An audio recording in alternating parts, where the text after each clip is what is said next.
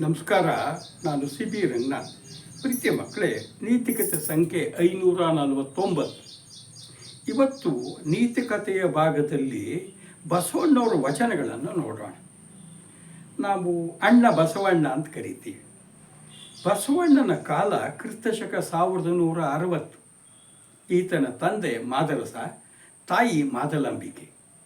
ಬಸವಣ್ಣ ಹುಟ್ಟಿದ್ದು ಇಂಗಳೇಶ್ವರದ ಬಾಗೇವಾಡಿನಲ್ಲಿ.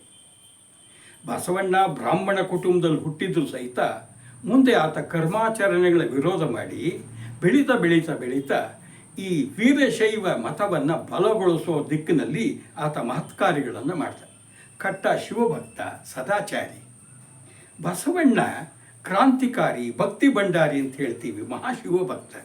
ಅವನ ವಚನಗಳಲ್ಲಿ ಅಂಕಿತನಾಮ ಕೂಡಲ ಸಂಗಮ ದೇವ. ಇಡೀ ವಚನ ಸಾಹಿತ್ಯ ಏನಿದೆ ಅದಕ್ಕೆ ಕೇಂದ್ರ ಬಿಂದು ಯಾರು ಅಂದರೆ ನಮ್ಮ ಅಣ್ಣ ಬಸವಣ್ಣನೇ. ಬಸವಣ್ಣನ ಕ್ರಾಂತಿಕಾರಿ ಅಂತ ಹೇಳ್ತೀವಲ್ಲ, ಅವನು 4 ಕ್ರಾಂತಿಗೆ ಬದಲಾವಣೆಗೆ ಕಾರಣ ಆಗಿಬಿಟ್ಟ. ಮೊದಲನೇದು ಧಾರ್ಮಿಕ ಕ್ರಾಂತಿ, 2ನೇದು ಸಾಮಾಜಿಕ ಕ್ರಾಂತಿ, 3ನೇದು ಸಾಹಿತ್ಯ ಕ್ರಾಂತಿ, 4ನೇದು ರಾಜಕೀಯ ಕ್ರಾಂತಿ. ಧಾರ್ಮಿಕ ಕ್ರಾಂತಿಯಿಂದಾಗ ನಮ್ಮ ಧರ್ಮದ ಕಟ್ಟುಪಾಡುಗಳನ್ನೆಲ್ಲ ಮೀರಿದ್ದು ಬಸವಣ್ಣನೇ.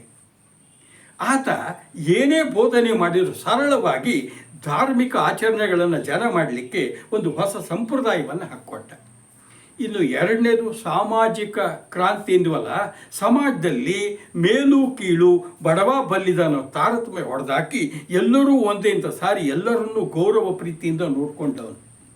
ಇನ್ನು 3ನೇದು ಸಾಹಿತ್ಯ ಕ್ರಾಂತಿ. ನೋಡಿ, ನಮ್ಮ ಸಾಹಿತ್ಯ ಏನಾಗಿತ್ತಪ್ಪ ಅಂದರೆ ರಾಜಸ್ಥಾನಗಳಲ್ಲಿ ಪಂಡಿತರ ಸ್ವತ್ತಾಗಿ ಬಿಟ್ಟಿತ್ತು. ಅದನ್ನು ಜನಸಾಮಾನ್ಯರ ಆಡು ಮಾತಿನಲ್ಲಿ ಸಾಮಾನ್ಯ ಜನರು ಸಹಿತ ವಚನಗಳನ್ನು ರಚನೆ ಮಾಡುವ ಹಾಗೆ ಮಾಡಿದ್ದು ಕೀರ್ತಿ ಬಸವಣ್ಣಂತ. ಹಾಗೆ ರಾಜಕೀಯ ಕ್ರಾಂತಿ, ಅಲ್ಲಿ ರಾಜಕೀಯ ಬದಲಾವಣೆಯೂ ಸಹಿತ ಆಯಿತು. ಅದು ಬಸವಣ್ಣ ಇದ್ದ ಕಾಲದಲ್ಲಿ ನಡೆದಿದ್ದು. ಈಗ ಬಸವಣ್ಣನ 5 ವಚನಗಳು ತಗೊಳ್ಳೋಣ. ಎಷ್ಟು ಸೊಗಸಾಗಿದೆ, ಅದರ ವಿಶೇಷತೆ ಏನು ಅಂತ ನೋಡ್ತಾ ಹೋಗೋಣ. ನೋಡಿ, 5 ವಚನ ಇರೋದು. ಕಳಬೇಡ, ಕೊಲಬೇಡ, ಹುಸಿಯ ನುಡಿಯಲು ಬೇಡ, ಮುನಿಯಬೇಡ, ಅನ್ಯರಿಗೆ ಅಸಹ್ಯ ಪಡಬೇಡ, ತನ್ನ ಬಣ್ಣಿಸಬೇಡ, ಇತರ ಹಳಿಯಲು ಬೇಡ. ಇದೇ ಅಂತರಂಗ ಶುದ್ಧಿ, ಇದೇ ಬಹಿರಂಗ ಶುದ್ಧಿ, ಇದೇ ನಮ್ಮ ಕೂಡಲ ಸಂಗಮ ದೇವನ ಒಲಿಸುವ ಪರಿ. 2ನೇ ವಚನ. ಎನಗಿಂತ ಕಿರಿಯರಿಲ್ಲ, ಶಿವಭಕ್ತರಿಗಿಂತ ಹಿರಿಯರಿಲ್ಲ, ನಿಮ್ಮ ಪಾದ ಸಾಕ್ಷಿ, ಎನ್ನ ಮನಸಾಕ್ಷಿ, ಕೂಡಲ ಸಂಗಮ ದೇವ ಎನಗಿದೆ ದಿವ್ಯ. 3ನೇದು. ಕೊಲ್ಲುವವನೇ ಮಾದಿಗನು, ಹೊಲಸು ತಿಂಪುವನೇ ಹೊಲೆಯ, ಕುಲವೇನೋ ಆವಂದಿರ ಕುಲವೇನೋ, ಸಕಲ ಜೀವಾತ್ಮರಿಗೆ ಲೇಸನೆ ಬಯಸುವ ನಮ್ಮ ಕೂಡಲ ಸಂಗನ ಶರಣರೇ ಕುಲಜರು.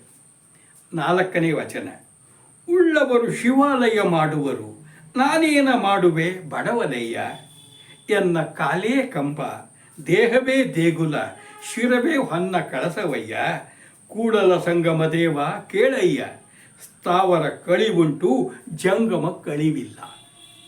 ಇನ್ನು ಕೊನೆಯದು 5ನೇ ವಚನ. ದಯವಿಲ್ಲದ ಧರ್ಮವು ಆವುದಯ್ಯ, ದಯವೇ ಬೇಕು ಸಕಲ ಪ್ರಾಣಿಗಳೆಲ್ಲರಲ್ಲಿ, ದಯವೇ ಧರ್ಮದ ಮೂಲವಯ್ಯ, ಕೂಡಲ ಸಂಗಯ್ಯನ್ ಅಂತಲ್ಲದೊಲ್ಲನಯ್ಯ. ನೋಡಿ, ಈಗ ಒಂದೊಂದೇ ವಚನಗಳು ನೋಡ್ತಾ ಹೋಗೋಣ.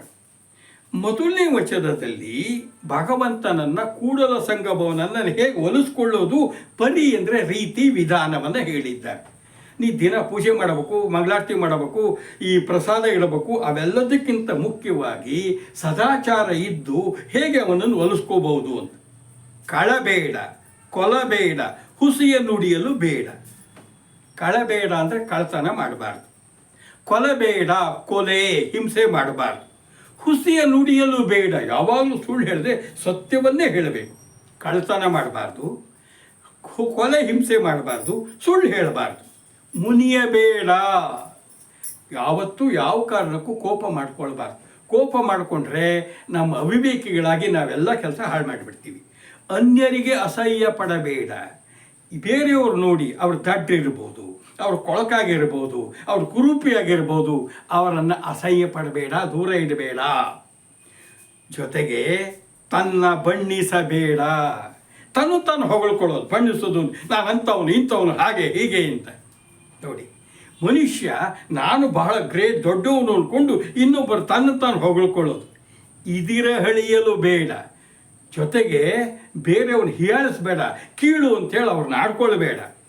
ಇದೇ ಅಂತರಂಗ ಶುದ್ಧಿ, ಇದೇ ಬಹಿರಂಗ ಶುದ್ಧಿ, ಇದೇ ನಮ್ಮ ಕೂಡಲ ಸಂಗಮ ದೇವನ ಒಲಿಸುವ ಪರಿ.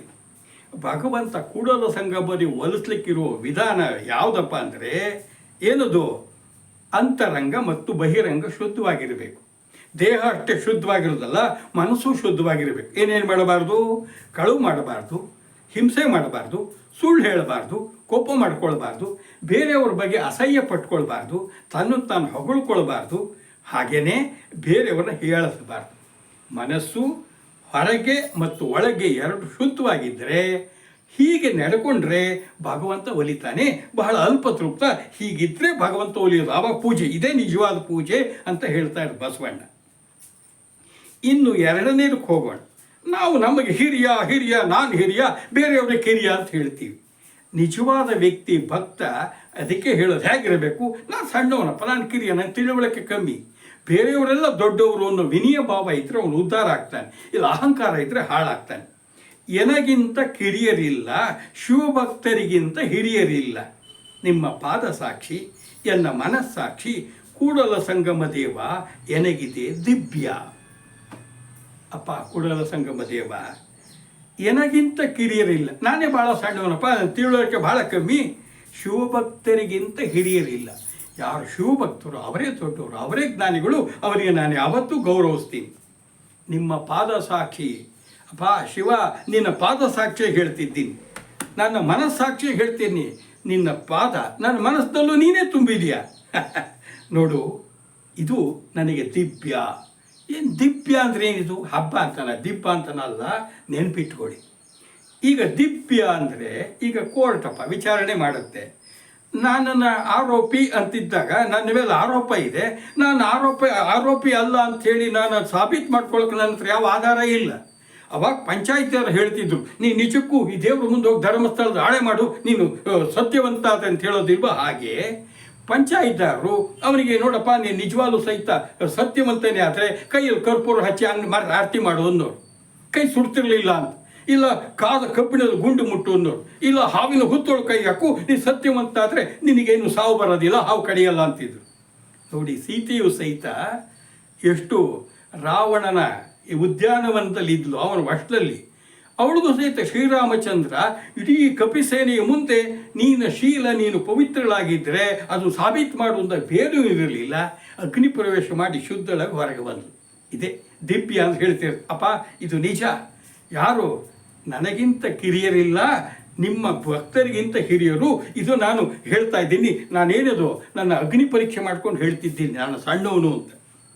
ಇನ್ನು ಕುಲಾಪ, ಎಲ್ಲರಿಗೂ ಸಹಿತ ನಮ್ಮ ಕುಲ ಶ್ರೇಷ್ಠ, ನಮ್ಮ ಮನೆತನ ಶ್ರೇಷ್ಠ, ನಾ ಶ್ರೇಷ್ಠ ಅಂತಿರುತ್ತಲ್ಲ. ಯಾರು ಉತ್ತಮ ಕುಲದವರು, ಯಾರು ನೀಚ ಕುಲದವರು? ಹುಟ್ಟಿನಿಂದ ಕುಲ ಜಾತಿ ಅಲ್ಲ, ನಮ್ಮ ವರ್ತನೆ ಗುಣಗಳಿಂದ ಅಂತ ಬಸವಣ್ಣ ಈ ವಚನ ಹೇಳಿರೋದು. ಕೊಲ್ಲುವವನೇ ಮಾದಿಗನು, ಹೊಲಸು ತಿಂಬುವನೇ ಹೊಲೆಯ. ಕುಲವೇನೋ ಆವಂದಿರ ಕುಲವೇನೋ, ಸಕಲ ಜೀವಾತ್ಮರಿಗೆ ಲೇಸನೆ ಬಯಸುವ ನಮ್ಮ ಕೂಡಲ ಸಂಗನ ಶರಣರೇ ಕುಲಜರು. ನೋಡಿ, ನಾವು ನೀಚ ಕಟ್ಕ ಅಂತ ಹೇಳ್ತಿರ್ತೀವಲ್ಲ, ಯಾರು ಕೊಲ್ತಾನೆ ಹಿಂಸೆ ಮಾಡ್ತಾನೆ ಅವನು ಮಾದಿಗ. ಮಾದಿಗ ಅಂದರೆ ಒಂದು ಜನಾಂಗ. ಅವರೇನು ಮಾಡ್ತಿದ್ರು? ಪ್ರಾಣಿಗಳನ್ನು ಕೊಲ್ತಾ ಇದ್ರು. ಆದರೆ ಇವತ್ತು ಸಹಿತ ನೀವು ಇನ್ನೊಬ್ಬರನ್ನು ಕೊಂದರೆ, ಪ್ರಾಣಿಗಳನ್ನು ಕೊಂದರೆ ಅವನೇ ಮಾದಿಗ. ಈ ಮಾದಿಗ ಅನ್ನೋದು ಹಿಂದೆ ಜಾತಿ ಇತ್ತು, ಇವತ್ತು ನಾವು ಆ ಕೆಲಸ ಮಾಡಿದ್ರೆ ನಾವೇ ಮಾದಿಗರಾಗ್ತೀವಿ. ಹೊಲಸು ತಿಂಬುವನೇ ಹೊಲೆಯ. ಹೊಲಸು ಅಂದ್ರೇನು? ಉಳಿದಿದ್ದು ಈ ಹಳಸಿದ್ದು ತಂಗಳು ಪಂಗಳು ತಿನ್ನೋವನೇ ಹೊಲೆಯ, ಹೊಲಸು ತಿನ್ನೋವನು ಅಂತ ಹೇಳ್ತಾರೆ. ಲಂಚ ತಿಂದರೆ, ಮೋಸ ಮಾಡಿದರೆ ಅದು ಸಹಿತ ಅಂಥವನು ಹೊಲೆಯನೇ. ಕುಲವೇನೋ ಏನಪ್ಪ? ಯಾವ ಕುಲ? ಆವಂದಿರೋ ಕುಲವೇನು? ಯಾರ್ದು ಕುಲ? ಈ ಕೆಟ್ಟ ಕೆಲಸ ಮಾಡೋರು, ಮೋಸ ಮಾಡೋರು, ಇವರಿಗೆಲ್ಲ ಕುಲ ಇದೆಯಾ? ಅಲ್ಲ. ಯಾರು ಒಳ್ಳೆ ಕುಲದವರು ಅಂದರೆ ಹೇಳ್ತೀನಿ ನೋಡು. ಸಕಲ ಜೀವಾತ್ಮರಿಗೆ ಲೇಸನೆ ಬಯಸುವ ನಮ್ಮ ಕೂಡಲ ಸಂಗನ ಶರಣರೇ ಕುಲಜರು. ಕುಲಜ, ಉತ್ತಮ ಕುಲದಲ್ಲಿ ಹುಟ್ಟಿದವನು. ಜ ಅಂದರೆ ಹುಟ್ಟೋದು, ಕುಲಜ ಅಂದರೆ ಉತ್ತಮ ಕುಲದಲ್ಲಿ ಹುಟ್ಟಿದವನು ಅಂತ. ಯಾರಂತೆ? ಸಕಲ ಜೀವಾತ್ಮರಿಗೆ. ಭೂಮಿಯಲ್ಲಿ ಮನುಷ್ಯರು ಮಾತ್ರ ಇಲ್ಲ ಮಕ್ಕಳೇ, ಪ್ರಾಣಿಗಳಿದ್ದಾವೆ, ಸಸ್ಯಗಳಿದೆ, ಕ್ರಿಮಿಕೀಟ ಹುಳ ಹುಪ್ಪಟೆಗಳೂ ಇದ್ದಾವೆ. ಇವೆಲ್ಲರಿಗೂ ಸಹಿತ ಒಳ್ಳೆಯದಾಗಲಿ ಅಂಥೇಳಿ ಹಿತವನ್ನು ಬಯಸಿದರೆ ಅಂಥ ಕೂಡಲ ಸಂಗಮನ ಭಕ್ತರು ಯಾರಿದ್ದಾರೆ, ಶಿವಶರಣರಿದ್ದಾರೆ, ಅವರೇ ನಿಜವಾಗ್ಲೂ ಉತ್ತಮ ಕುಲದವರು. ನೋಡಿ, ಈಗಲೂ ಸಹಿತ ಕೆಲವು ಪುಣ್ಯಾತ್ಮರು ಈ ಬೀದಿ ಹಸುಗಳಿಗೆಲ್ಲ ಹಣ್ಣು ಹಾಕ್ತಾರೆ, ಚಪಾತಿ ಹಾಕ್ತಾರೆ, ಬೀದಿ ನಾಯಿಗಳಿಗೆ ಬಿಸ್ಕತ್ ಹಾಕ್ತಾರೆ. ಬೇಡ, ಇರುವೆ ಗೊದ್ದದು ಕೂಡಿಗೆ ಹೋಗಿ ಸಕ್ಕರೆ ಹಾಕಿ ಬರ್ತಾರೆ. ನಾವು ಮಾತ್ರ ಬದುಕಿದ್ರೆ ಸಾಲದು, ಕ್ರಿಮಿ ಕೀಟ ಹುಳ ಹುಪ್ಪಟಿ ಎಲ್ಲವೂ ಸಹಿತ ಬದುಕಬೇಕು ಅಂತ ಇಂತಹ ಮನೋಭಾವ ಇದ್ದವರೇ ಶ್ರೇಷ್ಠರು, ಉತ್ತಮ ಕುಲಜರು. ಇಲ್ಲಿದ್ದರೆ ಕೊಲ್ಲು ಹಿಂಸೆ ಮಾಡ್ತಾ ಇದ್ದರೆ ಅವರು ಉತ್ತಮ ಕುಲದವರಲ್ಲ. ಕುಲ ಅನ್ನೋದೇನಾಗತ್ತೆ, ನಮ್ಮ ವರ್ತನೆ ಗುಣದಿಂದ ಬರೋದು, ಜಾತಿಯಿಂದ ಅಲ್ಲ. ಮೂರನೇದು ದೇವಸ್ಥಾನಪ್ಪ. ದೇವಸ್ಥಾನಕ್ಕೆ ನೋಡಿ, ಉಳ್ಳವರು ಶಿವಾಲಯ ಮಾಡುವರು, ನಾನೇನು ಮಾಡುವೆ ಬಡವನಯ್ಯ ಎನ್ನ ಕಾಲೇ ಕಂಬ, ದೇಹವೇ ದೇಗುಲ, ಶಿರವೇ ಹೊನ್ನ ಕಳಸವಯ್ಯ. ಕೂಡಲ ಸಂಗಮ ದೇವ ಕೇಳಯ್ಯ, ಸ್ಥಾವರ ಕಳಿವುಂಟು ಜಂಗಮ ಕಳಿವಿಲ್ಲ. ಅಪ್ಪ ಶಿವನೇ, ಪರಮಾತ್ಮ, ಉಳ್ಳವರು ಶಿವಾಲಯ ಮಾಡುವರು. ಉಳ್ಳವರು ಅಂದ್ರೇನು? ಹಣ ಉಳ್ಳವರಪ್ಪ. ಬಹಳ ಅವ್ರಿಗೆ ಹಣ ಇದೆ. ಅವ್ರೇನು ಮಾಡ್ತಾರೆ? ನಿನಗೆ ಗುಡಿ ಕಟ್ಟಿಬಿಡ್ತಾರೆ, ಬಂಗಾರ ತೆಗೆದು ಹೊಡುತ್ತಾರೆ, ಬೆಳ್ಳಿ ತೆಗೆದು ಹೊಡುತ್ತಾರೆ, ಏನು ಬೇಕೋ ಮಾಡ್ತಾರೆ. ನಾನೇನಪ್ಪ ಕಟ್ಟಕ್ಕಾಗತ್ತೆ? ನಾನು ಬಡವ ಕೊಡೋ, ನನ್ನ ಕೈಯಲ್ಲಿ ಆ ಶಕ್ತಿ, ಇಟ್ಟಿಗೆ ಮರಳು ಬಂಗಾರ ಬೆಳ್ಳಿ ಎಲ್ಲ ತಂದು ಕೊಡಿಸೋ ಶಕ್ತಿ ನನಗಿಲ್ಲ ಕಣಪ್ಪ. ಆದರೆ ನಾನೊಂದು ದೇವಸ್ಥಾನ ಕಟ್ತೀನಿ ನೋಡು. ಎನ್ನ ಕಾಲೇ ಕಂಬ, ದೇಹವೇ ದೇಗುಲ, ಶಿರವೇ ಹೊನ್ನ ಕಳಸವಯ್ಯ. ಅಪ್ಪ ನೋಡೋ ಭಗವಂತ, ಕೂಡಲ ಸಂಗಮ ದೇವ, ನನ್ನ ಕಾಲಿದೆಯಲ್ಲಪ್ಪ, ಅದೇ ಅದೇ ಅದೇ ಅದೇ ನಿನ್ನ ದೇವಾಲಯಕ್ಕೆ ಕಂಬ ಇದೆಯಲ್ಲ, ದೇಹ ಇದು ಏನಿದು? ಇದೇ ದೇವ. ಕೇಳು ಏನಂತೆ, ದೇಗುಲ, ದೇವಸ್ಥಾನ, ಇದೇ ಗರ್ಭಗುಡಿ, ನೀನು ಇಲ್ಲೇ ನಿಲ್ಲಿಸು. ಈ ತಲೆ ಇದೆಯಲ್ಲ, ಇದೇ ಬಂಗಾರಕ್ಕಿರುವಂಥ ಬಂಗಾರದ ಕಳಸ ಕಣಯ್ಯ, ಈ ನಿನ್ನ ಶಿವಾಲಯಕ್ಕೆ ಅಂತ ಹೇಳಿಬಿಟ್ರು. ಅಂದರೆ ಪ್ರತಿಯೊಬ್ಬ ಭಕ್ತನ ದೇಹವೇ ಗುಡಿಯಾಗಬೇಕು, ಭಗವಂತನಿಗೆ ಶಿವ ನೆಲೆಸಿರೋದು ಅಂತ ಹೇಳ್ತಿರೋದು. ಕೂಡಲ ಸಂಗಮ ದೇವ ಕೇಳಯ್ಯ, ಯಾಕೆ ದೇಹವೇ ದೇಗುಲ ಆಗಬೇಕು ಅಂದರೆ, ಸ್ಥಾವರ ಕಳಿವುಂಟು ಜಂಗಮ ಕಳಿವಿಲ್ಲ. ಸ್ಥಾವರ ಮತ್ತು ಜಂಗಮ ನೋಡಿ, ಯಾವುದು ಜಡ ಚೈತನ್ಯ ಅಂತ ಎರಡಿದ್ದಾವೆ. ಜಡ ಅಂದರೆ ಚಲನಶೀಲತೆ ಇಲ್ಲದೆ ಇರೋದು. ನಾವೇನು ಕಲ್ಲು ಮಣ್ಣು ಬೆಟ್ಟ ಗುಡ್ಡ ಮರ ಇವಕ್ಕೆಲ್ಲ ಚಲನೆ ಅನ್ನೋದಿಲ್ಲ, ಇವೆಲ್ಲ ಜಡ ಆಗಿರೋದು. ನಾವೇನು ದೇವಸ್ಥಾನ ಕಟ್ತೀವಿ, ಸ್ಥಾವರ ಅಂತ ಹೇಳ್ತೀವಿ, ಅದು ಯಾವ ಕಾರಣಕ್ಕೂ ಇವತ್ತಿರುತ್ತೆ, ನಾಳೆ ಬಿದ್ದು ಹೋಗೇ ಹೋಗುತ್ತೆ. ಆದರೆ ಜಂಗಮ ಕಳಿವೆ ಇಲ್ಲ. ಯಾವುದು ಚೈತನ್ಯಶಾಲಿಯಾಗಿರುತ್ತೋ ಅದಕ್ಕೆ ಕಳಿವೇ ಇಲ್ಲ. ಭಕ್ತನ ಮನಸ್ಸಿನಲ್ಲಿ ಇರುತ್ತಲ್ಲ ಚೇತನ, ಜೀವ, ಜೀವಾತ್ಮ, ಅದು ಯಾವಾಗಲೂ ಏನಾಗಿರುತ್ತೆ, ಅದಕ್ಕೆ ಸಾವೇ ಇಲ್ಲ, ಚೈತನ್ಯ ಇರುತ್ತೆ. ಹಾಗಾಗಿ ಏನು ಮಾಡಬೇಕು? ಒಣ ಕಲ್ಲು ಮಣ್ಣು ತೊಗೊಂಡು ಕಟ್ಟೋ ಬದಲು ನಮ್ಮ ಆತ್ಮ ಈ ದೇಹದಲ್ಲಿ ಪರಮಾತ್ಮನ ಇಟ್ಟು ಪೂಜೆ ಮಾಡೋ ದೇವಸ್ಥಾನ ಆಗಬೇಕು ಅಂತ ಬಸವಣ್ಣ ಹೇಳ್ತಾ ಇರೋದು. ಇನ್ನು ಕೊನೆಯ ವಚನಕ್ಕೆ ಬರೋಣ. ಧರ್ಮ ಧರ್ಮ ಅಂತ ಹೇಳ್ತೀವಿ. ಜಗತ್ತಿನಲ್ಲಿ ಎಷ್ಟು ಧರ್ಮ ಇದೆ? ಹಿಂದೂ ಧರ್ಮ ಇದೆ, ಕ್ರೈಸ್ತ ಇದೆ, ಬೌದ್ಧ ಇದೆ, ಈ ಕಡೆಗೆ ಯಾವುದು ಪಾರ್ಸಿ ಇದೆ, ಇಸ್ಲಾಂ ಇದೆ, ಎಲ್ಲ ಇದೆ. ಯಾವ ಧರ್ಮ ಶ್ರೇಷ್ಠ? ಎಲ್ಲರಿಗೂ ಅವ್ರವ್ರ ಧರ್ಮ ಶ್ರೇಷ್ಠ. ಆದರೆ ಬಸವಣ್ಣ ಹೇಳ್ತಿರೋದು ಯಾವ ಧರ್ಮ ಶ್ರೇಷ್ಠ ನೋಡಿ. ದಯವಿಲ್ಲದ ಧರ್ಮ ಆವುದಯ್ಯ, ದಯವೇ ಬೇಕು ಸಕಲ ಪ್ರಾಣಿಗಳೆಲ್ಲರಲ್ಲಿ. ದಯವೇ ಧರ್ಮದ ಮೂಲವಯ್ಯ, ಕೂಡಲ ಸಂಗಯ್ಯನ್ ಅಂತಲ್ಲದ್ ಒಲ್ಲನಯ್ಯ. ಅಪ್ಪ, ಯಾವ ಧರ್ಮ ಶ್ರೇಷ್ಠ? ನಾನು ಹೇಳ್ತೀನಿ ಕೇಳು. ದಯೆ ಅನ್ನೋದೇ ಧರ್ಮ. ಎಲ್ಲ ಧರ್ಮಗಳಲ್ಲೂ ದಯೆ ಅನ್ನೋದಿದೆ. ಪರೋಪಕಾರ, ಕರುಣೆ, ಮರುಕ, ಸ್ನೇಹ, ಈ ಗುಣಗಳಿರಬೇಕು. ಅನುಕಂಪ ಇರಬೇಕು. ಅದು ಧರ್ಮ. ಎಲ್ಲ ಧರ್ಮದಲ್ಲೂ ಇದೆ. ಅದಿಲ್ಲದೆ ಇದ್ದರೆ ಧರ್ಮವೇ ಇಲ್ಲ. ನೋಡಿ, ದಯ ಬೇಕು, ದಯವೇ ಬೇಕು. ಯಾರಿಗೆ? ಸಕಲ ಪ್ರಾಣಿಗಳೆಲ್ಲರಲ್ಲಿ. ನಾನು ಅವಾಗಲೇ ಹೇಳಿದ್ನಲ್ಲ, ಹಸು ಇರ್ಬೋದು, ನಾಯಿ ಇರ್ಬೋದು, ಹಾವಿರ್ಬೋದು, ಚೇಳು ಇರ್ಬೋದು, ಇರುವೆ ಇರ್ಬೋದು. ಮನುಷ್ಯರು ಮಾತ್ರ ಅಲ್ಲದೆ ಎಲ್ಲ ಪ್ರಾಣಿಗಳಲ್ಲೂ ದಯಾಭಾವ ಇದ್ದು ಅವಕ್ಕೆ ಅಯ್ಯೋ ಪಾಪ ಅಂತೇಳಿ ನಮ್ಮ ಕೈಲಾಗಿ ನೀರಿಡೋದು, ಗಾಯ ಆದಾಗ ಏನಾದರೂ ಒಂದಿಷ್ಟು ಅದಕ್ಕೆ ಔಷಧಿ ಹಾಕೋದು, ಆಹಾರ ಕೊಡೋದು ಅಂತ ಮಾಡಿದರೆ ಅದೇನಾಗತ್ತೆ, ನಾವು ಮನುಷ್ಯರಾಗ್ತೀವಿ. ದಯವೇ ಧರ್ಮದ ಮೂಲವಯ್ಯ. ನಾವು ಮನೆ ಕಟ್ಟಬೇಕಾದ್ರೆ ಅಡಿಪಾಯ ಬಲವಾಗಿರಬೇಕು. ಹಾಗೆ ಏನಾಗಿರಬೇಕು, ನಮ್ಮ ಧರ್ಮದ ಅಡಿಪಾಯ ದಯಾಭಾವ ಅನ್ನೋದಿರಬೇಕು. ಆಗ ಮಾತ್ರ ಅದು ಶ್ರೇಷ್ಠವಾಗುತ್ತೆ. ಹೀಗಿದ್ದರೆ ಭಗವಂತ ಕೂಡಲ ಸಂಗಮದೇ ಒಲಿತಾನೆ, ಇಲ್ಲದ್ರೆ ಇಲ್ಲ.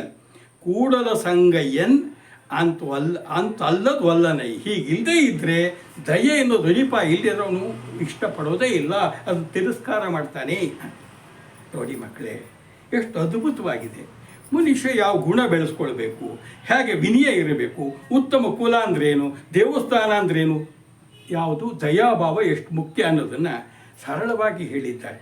ಇಂಥ ವಚನಗಳನ್ನು ಓದಿ, ಹರಿದಾಸರ ಪದಗಳನ್ನು ಓದಿ, ತತ್ವ ಪದಗಳು ಓದಿ, ಒಳ್ಳೆಯ ಗುಣಗಳು ಬೆಳೆಸ್ಕೊಳ್ಳಿ, ಒಳ್ಳೆಯ ವ್ಯಕ್ತಿಯಾಗಿ ಎಲ್ಲರಿಗೂ ಒಳ್ಳೆಯದಾಗಲಿ. ನಮಸ್ಕಾರ.